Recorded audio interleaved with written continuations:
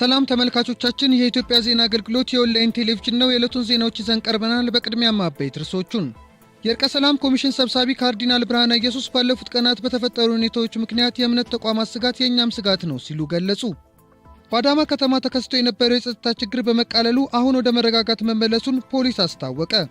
የአዲስ አበባ ስፖርት ኮሚሽን አካላዊ እንቅስቃሴ ማድረግን ባህል ያደረገ ማህበረሰብ ለመፍጠርና ማስ ስፖርትን ለማሳደግ እየሰራ መሆኑን ጠቆመ።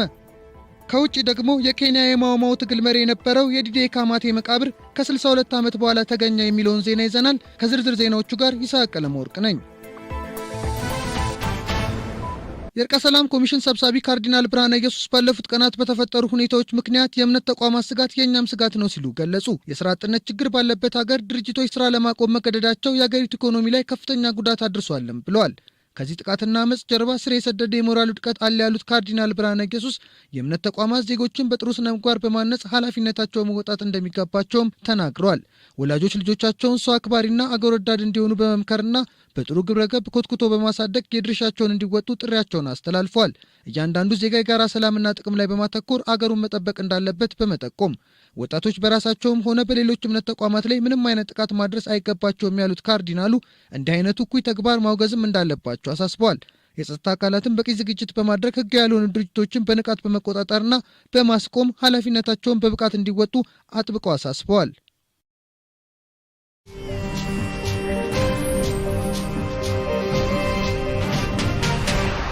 በአዳማ ከተማ ተከስቶ የነበረው የጸጥታ ችግር በመቃለሉ አሁን ወደ መረጋጋት መመለሱን ፖሊስ አስታወቀ። በሌላ በኩል በከተማዋ የጸጥታ ችግር በመፍጠር በሰው ህይወትና ንብረት ላይ ጉዳት እንዲደርስ ምክንያት የሆኑ አካላት ተለይተው ለህግ እንዲቀርቡ ወጣቶች ጠይቀዋል። ወንድማገኝ ሲሳይና ሙክታር ሁሴን ከአዳማ ላደረሱን ዘገባ ባርክልኝ ዘውዱ። የከተማው ፖሊስ መምሪያ የሰላም ማረጋገጥ የስራ ሂደት መሪ ምክትል ኮማንደር አለምሸት ኃይሉ ለኢዜአ እንዳሉት ባለፉት 2 ቀናት በከተማዋ መንገድ እንዘጋለን አትዘጉም በሚል በሁለት ቡድኖች መካከል በተነሳው ግጭት የ13 ሰዎች ህይወት አልፏል። የአካል ጉዳት የደረሰባቸው ከ50 በላይ ሰዎች ደግሞ በአዳማ ሪፈራል ሆስፒታልና ሜዲካል ኮሌጅ የህክምና እርዳታ እንዲያገኙ ተደርጓል። ጉዳት ከደረሰባቸው ንብረቶች መካከል የአፍሪካ ዱቄት ፋብሪካ ንብረት የሆኑ 13 ተሽከርካሪዎች፣ 1 መኖሪያ ቤትና 7 ባጃጆች ይገኙበታል። የጸጥታ ችግሩን ለማርገብ የጸጥታ አካላት ከህብረተሰቡ ጋር በመሆን ባደረጉት ጥረት ከተማዋ አሁን ወደ መረጋጋት መመለሷን ምክትል ኮማንደር አለምሸት ተናግረዋል። እንደምታውቁት ባለፉት 2 ቀናት በአዳማ ከተማ እንደሌሎቹ የሀገራችን እንደ ክልላችን እንደተከሰቱ ችግሮች ሁሉ በሁለት ግሩፖች አማካኝነት መንገድ እንዘጋለንና መንገድ አይዘጋም በሚል ግሩፕ አማካኝነት ግጭት ተከስቶ ነበር። ከዛ ጋር ተያይዞ በግጭቱ ውስጥ አለመግባባት ተፈጥሮ የተወሰኑ ጉዳቶች ደርሰዋል ማለት በሰው ህይወት በንብረት ላይና በአካል ላይ ጉዳቶች እንደደረሱ ነው ያሉ መረጃዎች። ሌሎቹ ወደፊት ተጣርተው የሚገለጹ እንዳሉ ሆነው ማለት ነው። በተለይ ወጣቱም ለጥፋት መጠቀሚያ መሆን እንደሌለበት ከደረሰው ጉዳት መማር እንደሚገባ ምክትል ኮማንደር አለምሸት አሳስበዋል። የተከሰተው የጸጥታ ችግር ለማጣራት አንድ ቡድን ተዋቅሮ ጥናት መጀመሩንና እንደተጠናቀቀም በህግ የሚጠየቁ አካላት ተለይተው ፍርድ ቤት ለፍርድ እንደሚቀርቡ አስታውቋል። ሁሉም ችግር በጸጥታ አካላት ብቻ መፈታት ስለማይችል የሃይማኖት አባቶች፣ የአገር ሽማግሌዎችና ሌሎች የህብረተሰብ ክፍሎችም የድርሻቸውን እንዲወጡ ጠይቀዋል። ኢዜአ ያነጋገራቸው ወጣቶች እንዳሉት አዳማ በሰላም የምትታወቅ ከተማ ከመሆኗም ባለፈም ለሌሎች የክልሉ ከተሞች ተምሳሌት ናት። ይሁን እንጂ አሁን የተፈጠረው ችግር ታይቶ የማይታወቅና አሳፋሪ ነው ይላሉ። ሁከትና ግርግር በመፍጠር የሰው ህይወት እንዲጠፋና ንብረት እንዲወድም ያደረጉት አካላት በማህበረሰብ ውስጥ ያሉ ወጣቶች ሳይሆኑ ከሌላ ቦታ የመጡ የጥፋት ተላላኪዎች እንደሆኑም ተናግረዋል። ነገሮቹ በጣም ያስጠላሉ። አዳማ ከዚህ በፊት እንደ ሀገር ይሄ ነገር ሲፈጠር ከዚህ በፊትም በሰላም ትታወቅና በምንም አይነት ነገር በወንጀልም ሆነ በምንም ሰላም የሆነች ከተማ ነበረች። ግን ለሁሉም ሰው ለከተማው ነዋሪ በሙሉ ክስተት ነው የነበረው። ምክንያቱም ያልጠበቅነው ነገር ነው የነበረው። እንደ አጋጣሚ ሆኖ እዚህ 10 ቀበሌ ነበረ መጀመሪያ ነገር የተፈጠረው መንገድ መዘጋትን በጠዋቱ ትላንትና ወደ 2 ሰዓት አካባቢ በአካባቢው ነበርኩኝ። ለነዋሪው ራሱ ግራ ነው ያጋባው። እስካሁን መቀበል ከብዷቸው ነበር። ምክንያቱም እንደ ኦሮሚያም እንደ ሀገርም ለወጣቱም ለምንም አሪያ ነበረች አዳማ። በወንጀሉ እስከዛሬ ሳትሳተፍ ነበረች። ግን በተፈጠረው ነገር ለሚሰማው አካል ራሱ በጣም አሳፋሪ ነው። የሰላም ትርጉም መቼ ማንም ይገባዋል። እዚህ ጋር እንደዚህ ነው እንደዛ ነው መባባልም አያስፈልገውም። ሁሉም በውስጡ መረዳት የሚችለው ነገር አለ ስለ ሰላም። ዛሬ ስትሰራ የሆነ ነገር ሜክ ታረጋለህ፣ ነገር ራስን ትለውጣለህ። ይሄ ነው በቃ ሰላም ትርጉሙ ራስን መለወጥ መቻልህ ነው። ግን በሰው አእምሮ የምትመራ ከሆነ እንዲያርግ ስትባል እንደዚህ የምታረግ ከሆነ የራስን ስነልቦና ማታደምጥ ከሆነ ችግር ፈጣሪ ነው የምትሆነው። ዛሬ እንደሚታየው ማለት ነው ብዙ ነገሮች የተስተዋጎሉት በእንደዚህ አይነት በራስ ስሜት ያለ መመራት ነው ይሄን ሁሉ ችግር የፈጠረው።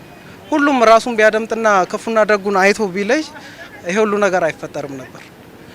ይሄን ሁሉ ምላሹ የሚሆነው ህዝቡም ቢሆን ተነስቶ ለነገሮች ምላሽ የሚሰጠው በእንደዚህ አይነት መልኩ የሚመጡ ነገሮችን በራሱ በእንደዚህ አይነት ነገር ማስተናገድ ስለነበረበት ነው እንጂ ማንም ፈልጎት አልነበረም። እንዳልኩ ድንገተኛ የሆኑ ነገሮች ናቸው እነኚህ ሁሉ ነገሮች ማለት ነው። ድንገተኛ የሆኑ ነገሮች ናቸው። የተፈጸመው ድርጊት በቡድን ሰው በማጥቃት በዝርፊያና በሰው ህይወት ላይ ጉዳት ደርሷል ያሉት ወጣቶቹም ጥፋተኞቹ ተጣርተው በህግ ሊጠየቁ እንደሚገባም አመልክተዋል። ወጣት ተሻለ ቱራ በበኩሉ ወጣቱም ሆነ ሌላው ነዋሪ በስሜት ከመነዳት ይልቅ ጥቅምና ጉዳትን በመመዘን በሰላማዊ መንገድ ሀሳባችንን መግለጽ እንችላለን ሲል ገልጿል። ህብረተሰቡም በተለይ ወጣቱ የግል ፖለቲካ አጀንዳ ማስፈጸሚያ መሳሪያ መሆን እንደሌለበትም ገልጿል። ገሩ ባይ ዋንቲ ነመገድሲሱ ሁመን ኬኛ ህብረተሰቡም በተለይም ወጣቱ የግል ፖለቲካ አጀንዳ ማስፈጸሚያ መሳሪያ መሆን የለበትም። በችግሩ የተሳተፉትን አካላት በመለየት መንግስት ህጋዊ እርምጃ መውሰድ ይጠበቅበታል። የከተማዋን ሰላም ወደ ነበረበት ለመመለስና አስተማማኝ ለማድረግ የጸጥታ አካላትን ማገዝና መተባበር አለብን።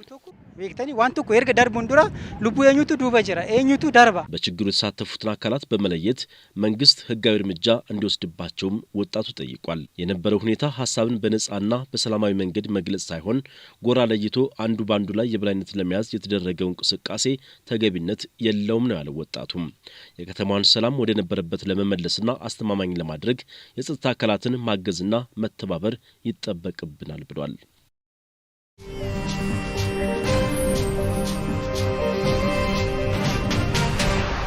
የአዲስ አበባ ስፖርት ኮሚሽን አካላዊ እንቅስቃሴ ማድረግን ባህል ያደረገ ማህበረሰብ ለመፍጠርና ማስ ስፖርትን ለማሳደግ እየሰራ መሆኑን ጠቆመ። በሌላ በኩል ማስ ስፖርትና ቱሪዝም እርስ በርሳቸው የተቆራኙ ናቸው ተብሏል። ዝርዝሩ እንደሚከተለው ይቀርባል።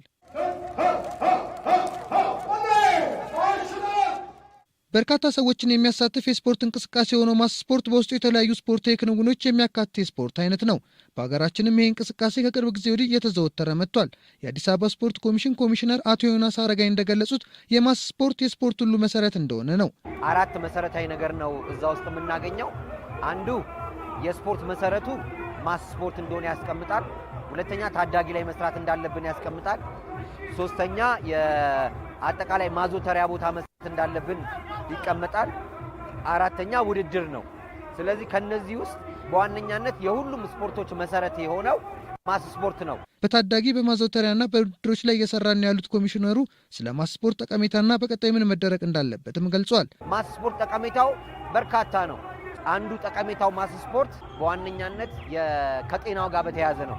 እንደሚታወቀው ኤክሰርሳይዝ ባለማድረግ አጠቃላይ የእንቅስቃሴ ባለማድረግ የሚፈጠሩ በሽታዎች አሉ። ስለዚህ እንቅስቃሴው ባህል እንዲሆን ፊዚካሊ ሜንታሊም ጠንካራ ትውልድ እንዲፈጠር እንደዚህ አይነት እንቅስቃሴዎች ባህል ሆነው እንዲሄዱ በስፋት እየሰፉ መሄድ መቻል አለባቸው። የአዲስ አበባ ባህልና ቱሪዝም ቢሮ የቱሪዝም ልማትና ብቃት ማረጋገጥ ዳይሬክቶሬት ዳይሬክተር አቶ ሀብተ ማርያም ማሞ በበኩላቸው ማስ ስፖርትና ቱሪዝምን ነጣጥሎ ማየት እንደማይቻል ገልጸዋል። ማስ ስፖርት ጋር ቱሪዝም የተቆራኘ ነው።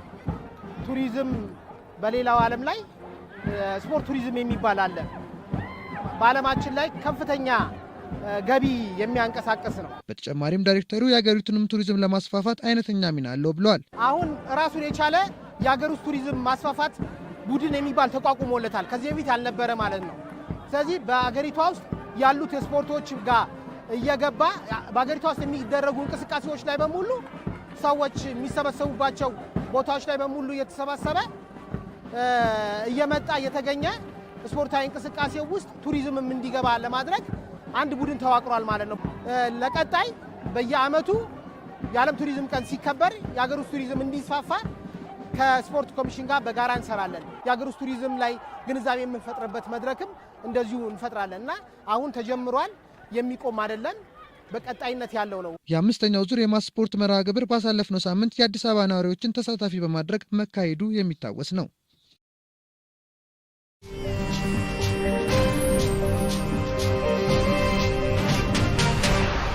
የኬንያ የማውማው ትግል ጆም የዲዴ ካማቴ ፋውንዴሽን መቃብሩ በናይሮቢ በሚገኝ እስር ቤት እንደተገኘ እንጂ እንዴት እንደተገኘ እንዳልገለጸ ቢቢሲ ዘግቧል። የመቃብር ቦታው መገኘት ለዲዴ ካማቴ ቤተሰቦችና ለኬንያ አርነት ታጋዮች ትልቅ እፎይታ ነው ሲልም ፋውንዴሽኑ ገልጿል።